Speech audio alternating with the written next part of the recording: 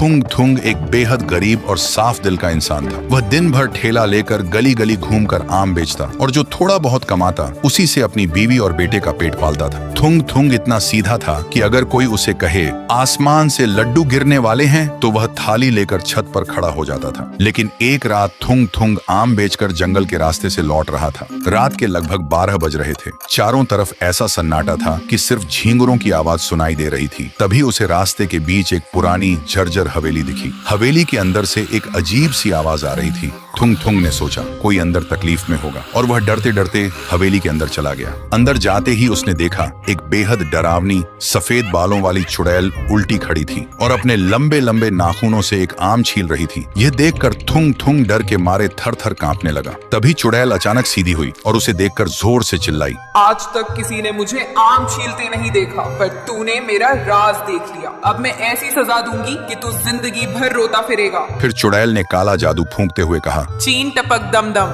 तेरी आंखें बन जाए तरबूजा एकदम। अगले ही पल थुंग थुंग की आंखें दो बड़े तरबूज जैसी हो गईं। थुंग थुंग इतना डर गया कि बिना पीछे देखे वहां से भाग निकला। फिर सुबह जब थुंग थुंग अपने घर पहुंचा तो उसकी बीवी ने जैसे ही दरवाजा खोला वह डर के मारे चिल्ला उठी, भूत भूत, और घबराकर थुंग थुंग के सिर पर बेलन दे मारा। थुंग थुंग रोते हुए बोला, अरे पगली, मैं भूत नहीं, तेरा पति थुंग थुंग हूँ। और जब गांव वालों ने उसे देखा तो सब डर के मारे भागने लगे। लेकिन जब उन्हें पता चला कि यह वही सीधा सादा थुंग थुंग है तो उनका डर मजाक में बदल गया। कोई उसे हेडलाइट कहता तो कोई हंसते हुए कहता, थुंग थुंग जरा संभल कर चलना, कहीं तेरी आंखें रास्ते पर गिरकर लुढ़क न जाएं। सुनते ही बेचारा थुंग थुंग कोने में जाकर रोने लगता। उसका आम बेचना भी बंद हो गया क्योंकि जो भी आम खरीदने आता वह उसकी आंखें देखकर ही डर जाता। थुंग थुंग अंदर से टूट गया। उसने सोचा इस श्राप से तो मौत ही भली, और वह अपनी मौत मांगने वापस उसी चुड़ैल के पास चला गया। वहाँ चुड़ैल बैठकर आम का अचार बना रही थी। लेकिन जैसे ही उसने थुंग थुंग को देखा वह जोर जोर से हंसने लगी। थुंग थुंग रोते हुए बोला, चुड़ैल जी, मुझे मार दीजिए, मेरी बीवी बच्चे भूखे हैं,